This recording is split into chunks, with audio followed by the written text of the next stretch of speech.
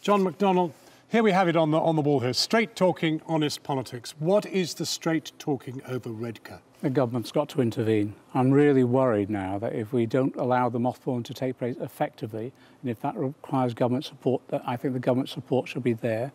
Otherwise, we're going to lose. It isn't just 1,700 jobs. There's thousands of jobs in the supply chain in that area.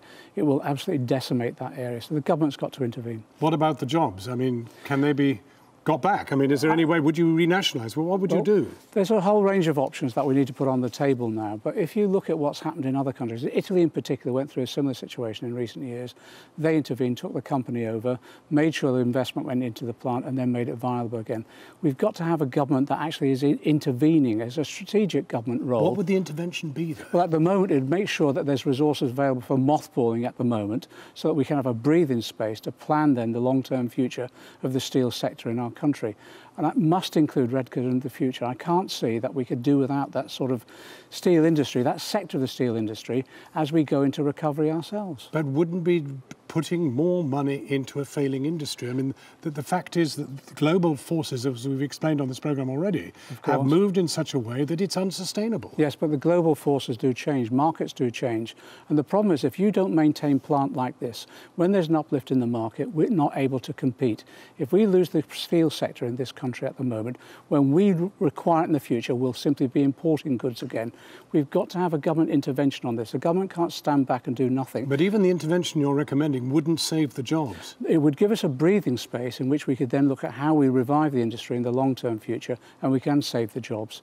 This needs a discussion. We need government now to... They've convened a steel summit. I want nothing off that agenda. Well, on that agenda, would there be renationalisation? I think that's one of the options, of course. And so we would be paying taxpayer money to sustain a failing industry? What we would do, whether it's intervention to help mothball, or whether it's nationalisation, or whether it's other forms of intervention, in the long term, we need this sector. If we lose it, we can undermine our manufacturing base. So there might be some short-term costs, but long-term gains and security. Well, costs are what I'd want to look at now, because you talked about quite a lot of things which would attract costs. And if one's doing some honest talking, one's got to talk about how one's going to find that money. Now, you talked, for example, about taxing Google, taxing Amazon and Starbucks.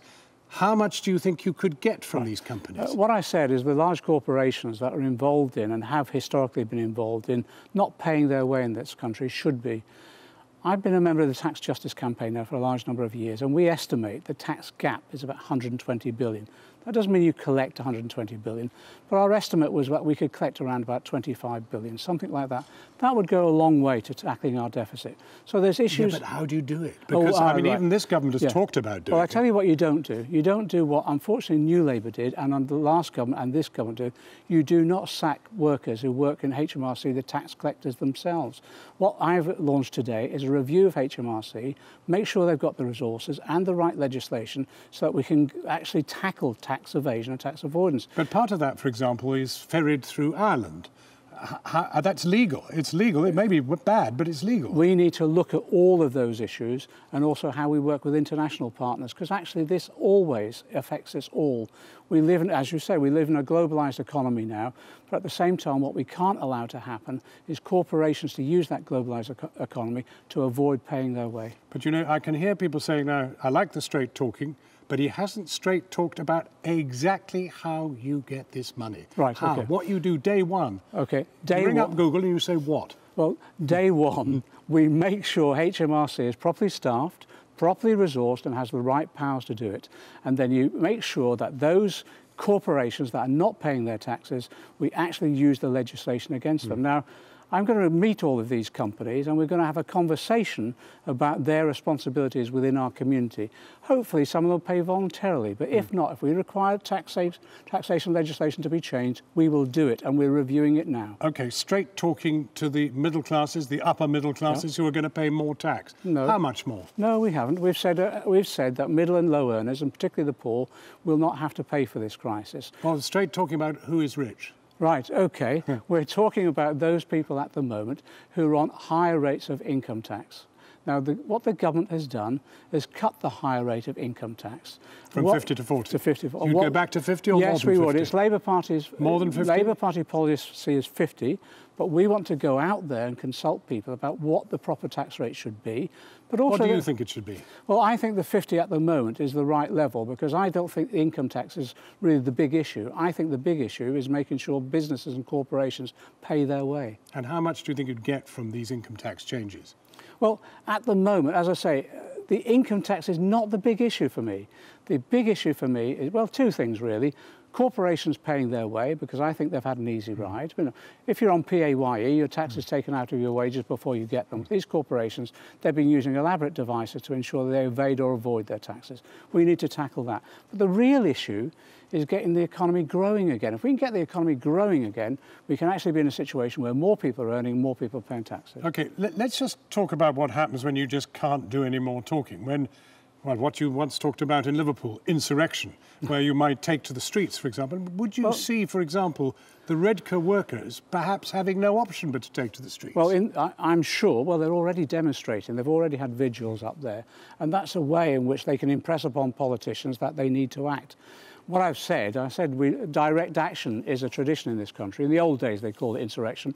Now we're polite and we call it direct action. And that means when politicians fail or not listening, you take to the streets, you demonstrate non-violently, you demonstrate, and in that way, you can impress upon politicians that they've got to act. The people of Redcar are already doing that. Mr McCluskey, Unite's General Secretary, said today that if the trade union legislation went through, they would go beyond the law if they needed to resist it. It's up to every individual. If they believe on a piece of legislation that affects their civil liberties and that they don't believe that they should abide by it, it's for them to decide. Obviously, they'll have to recognise they'll have the full consequences of the law. But if they did, you'd support them? Well, on the trade union bill, I certainly would, because I think it's undermining international law, the ILO conventions on trade union rights, and it flies in the face of basic human rights in this country, which we've upheld for literally centuries. So straight talking is, if this legislation goes through, I take to the streets? I will be on the picket lines and I will be with those unions who are being victimised by this legislation because it's unfair. And as I say, it goes against all the International Labour Organisation's conventions. You know, if we'd been talking last year at the Labour Party conference, you'd have just been fresh from a discussion with 35 people in a darkened room in an old hotel somewhere at the back of Brighton. Here you are, sitting on the stage, talking to 2,500 people. It must have some effect on your psyche. Well, last year it must probably have been less than 35. But what's happened? Well, this conference is enormous. We've had an extra 3,000 observers turn up, the Labour Party members who want to be here. The debate is... But what do you feel like inside? Oh, it's just exciting. Absolutely exciting. I'm just thrilled by it all.